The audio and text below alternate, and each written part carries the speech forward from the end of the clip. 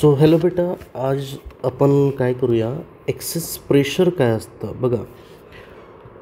Drop किंवा bubble यामध्ये आपल्याला नीट किंवा जेईमध्ये एक्सेस प्रेशरवरती कॉन्सेप्ट क्वेश्चन्स येतात. एखाद्या बबलमध्ये किंवा ड्रॉपमध्ये किती एक्सेस प्रेशर आहे ते आपण कसं फाईंड करायचं. बघा, हा जो ड्रॉप आहे या ड्रॉपमध्ये मधलं जे प्रेशर आहे, इनसाईडवालं प्रेशर आणि आउटसाईडवालं प्रेशर, यामध्ये कोण जास्त आहे तर एक्सेस इनसाईडवालं जे प्रेशर आहे ते आउटसाईडवाल्या प्रेशरपेक्षा जास्त आहे. तुम्ही म्हणताल सर असं का होतं की इनसाईडवालं प्रेशर हे आउटसाईडवाल्या प्रेशरपेक्षा जास्त आहे. तर बघा, जसं आपण बलूनमध्ये हवा भरतो तेव्हा तो काय होतो, एक्सपांड होतो, राईट. आता तो एक्सपांड झाला म्हणजे काय, तर मध्ये जे प्रेशर आहे ते जास्त आहे आउटसाईडच्या. असं का बरं की मधलं प्रेशर जास्त आहे. तर जर मधलं प्रेशर हे कमी असतं तर ते एक्सपांड झालंच नसतं बलून, है ना. तर काय समजलं की इनसाईडवालं प्रेशर डेफिनेटली आउटसाईडवाल्या प्रेशरपेक्षा जास्त असावं. इनसाईडवालं प्रेशर जर कमी असतं तर बलून एक्सपांड झाला नसता, तो कोलॅप्स झाला असता. सिमिलरली ह्या ड्रॉपमध्ये इनसाईडवालं प्रेशर हे जे आहे ते कसं आहे, जास्त आहे ॲज कम्पेअर टू आउटसाईडवालं प्रेशर. जसं आपण गाडीच्या टायरमध्ये हवा भरतो बघा, त्यामध्ये पण काय होतं की टायर जे आहे ते एक्सपांड होतं. जर हवा कमी असेल तर ते फ्लॅट बनतं. याचा अर्थ इनसाईडवालं प्रेशर आउटसाईडवालं प्रेशरपेक्षा जास्त असावं हे आपल्याला कळतं. मग आपलं एक्सेस प्रेशर ड्रॉपच्या मध्ये किती आहे हे विचारलं जातं. जसं की हा ड्रॉप आहे तर त्यामधलं एक्सेस प्रेशर कसं कॅल्क्युलेट करायचं, ठीक आहे. तर एक्सेस प्रेशर कसं कॅल्क्युलेट करायचं तर सिम्पल आहे. लेटस से आता या ठिकाणी काय होतं बघा, या लिक्विडच्या सरफेस टेन्शनमुळे काय येतं, मधलं प्रेशर हे आउटसाईडपेक्षा जास्त येतं. तर ते कसं, तर काय करायचं, ह्या बलून ड्रॉपला असं तोडायचं, म्हणजे याचे 2 इक्वल हाफ करायचे, राईट. जर याचे 2 इक्वल हाफ केले तर आपल्याला असं दिसेल, हा जो ड्रॉप आहे, ओके, हा अशा प्रकारे एक या साईडला सर्कल दिसेल आपल्याला आणि हा ड्रॉप, ठीक.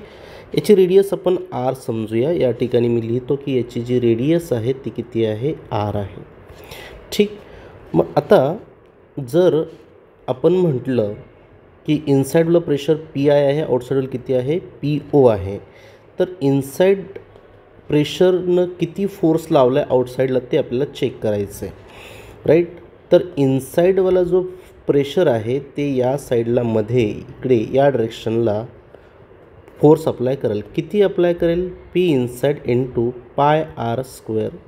आता तुम्ही म्हणता sir P inside into pi R square का लिहिलं, याचा सरफेस एरिया तर 2 पाय आर स्क्वेअर असतो, तुम्ही पाय आर स्क्वेअर का लिहिलं, त्याच्यामागे कारण आहे की जे प्रेशर आहे ते नेहमी काय लागतं, परपेंडिक्युलर लागतं कोणत्याही एरियाला. म्हणजे मी जर इथं छोटासा एरिया घेतला तर यावरती जे प्रेशर फोर्स लागेल ते पी इंटू डी ए एवढं लागेल.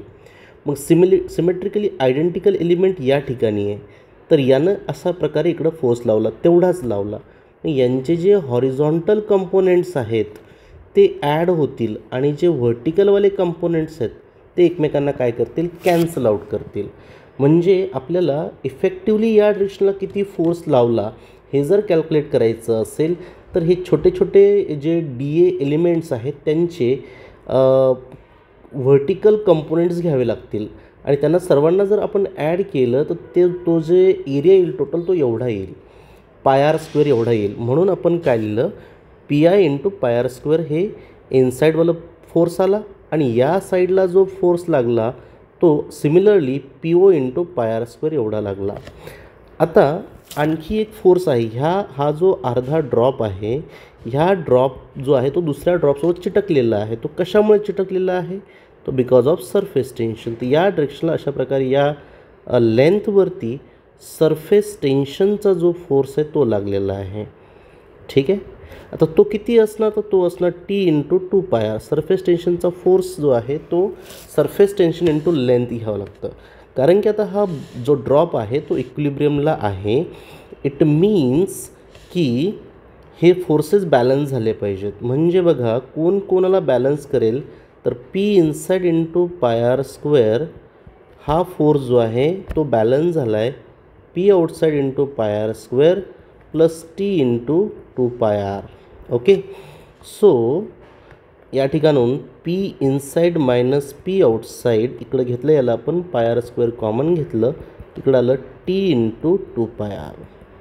ओके, सो इथला पाय कॅन्सल, आर से R cancel. So P inside minus P outside equals to बघा काय येतं आहे 2t/r येतं आहे.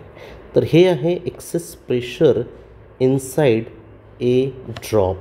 ओके, तर आपल्याला या ठिकाणून याला ह्या जी टर्म आहे ना बेटा याला म्हणतात एक्सेस प्रेशर. डेल्टा पी जो आहे तो P inside minus P outside that is excess pressure.